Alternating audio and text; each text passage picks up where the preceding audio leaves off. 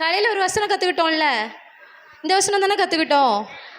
இன்றைக்கி என்ன டேன்னு சொல்லி உங்களுக்கு சொல்லி கொடுத்தாங்க. எதை பற்றி தெரிஞ்சுக்கிட்டீங்க? கர்த்தரை நேசிக்கிறத பற்றி இன்றைக்கி கதை பார்த்துருப்பீங்க, அப்படி தானே? மறுபடியும் இந்த வசனத்தை ஒரு தடவை சொல்லிடலாமா? சொல்லலாமா? யாருக்கெல்லாம் ஆசை இருக்குது சொல்லலான்னு? சூப்பர். ஒரு தடவை சொல்லி தந்துடுவா? ஓகே. உன் தேவனாகிய கர்த்தரிடத்தில் உன் முழு இருதயத்தோடும் உன் முழு ஆத்மாவோடும் உன் முழு மனதோடும் அன்பு கூறுவாயாக. இப்ப இந்த வசனம் யார் சொல்லுவா?